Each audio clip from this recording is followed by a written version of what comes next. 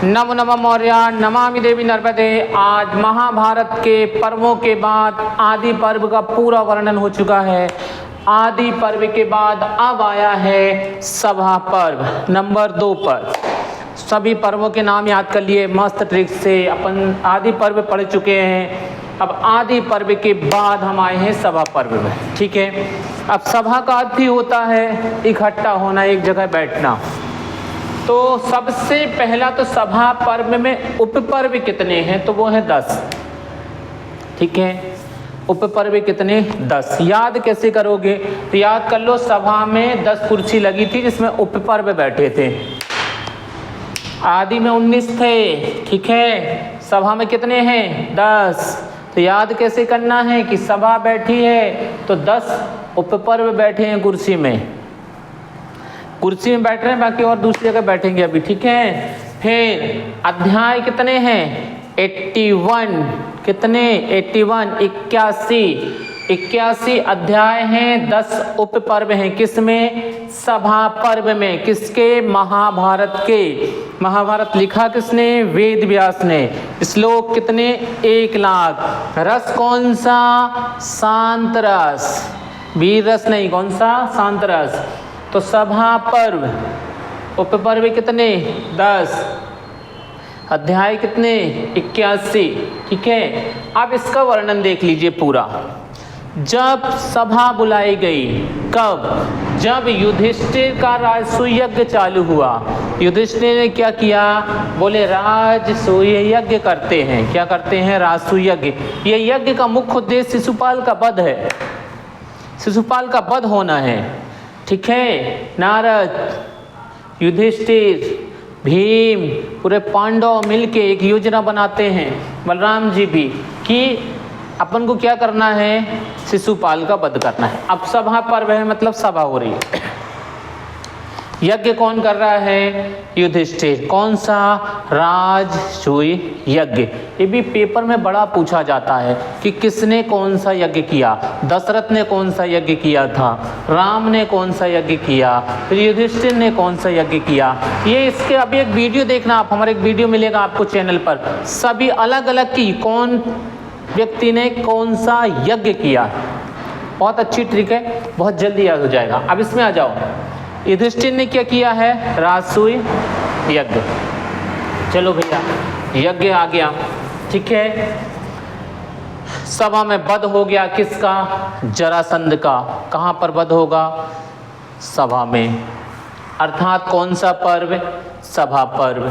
शिशुपाल का वध होगा कहाँ पर, सभा में। द्रौपदी का चीर हरण होगा, साड़ी चीर खींची थी ना किसने, दुर्योधन, दुशासन, ये सब एक ही तो हैं जिन्होंने चीर हरण में अपनी भूमिका निभाई थी। द्रौपदी का क्या होगा, चीर हरण। कहाँ, सभा में। शिशुपाल का वध होगा कहाँ, सभा में। जरासंध का वध कहाँ होगा, सभा में। 12 वर्ष का वनवास सुनाया जाएगा कहाँ, सभा में। 1 साल का अज्ञातवास सुनाया जाएगा कहाँ, सभा में।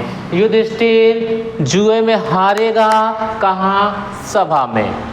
द्रौपदी का अपमान होगा कहाँ, सभा में। द्रौपदी के बाल खींच के लाया गया कहाँ, सभा में। शिशुपाल का वध कहाँ हुआ, सभा में। जरासंध का वध कहाँ हुआ, सभा में। राजसूय यज्ञ कौन कर रहा है, युधिष्ठिर। इसी में सभा पर मिलेगा पांडवों की दिग्विजय यात्रा का वर्णन।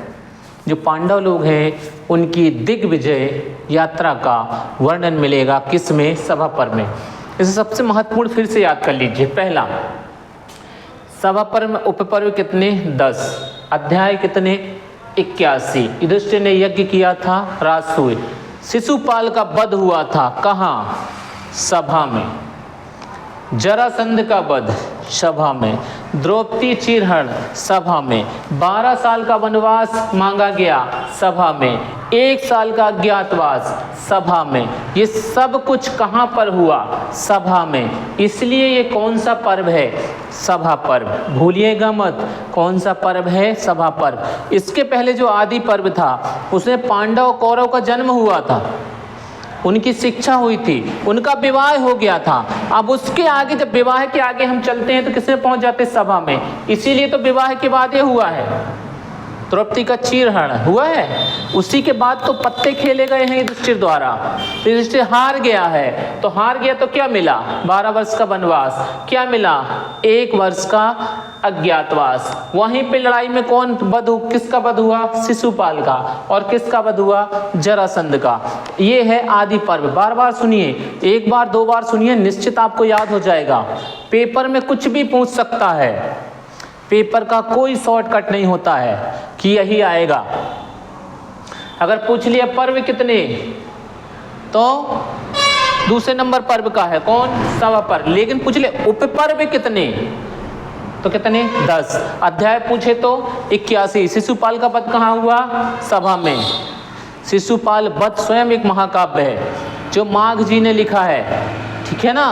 तो ये कुछ भी पूछ सकता है, आपको पूछ सकता है शिशुपाल वध महाकाव्य की विषय वस्तु कहाँ से ली गई है, तो आपको बता पाना पड़ेगा कि महाभारत के सभा पर्व से ली गई है। जरासंध का वध कौन से पर्व में मिलता है?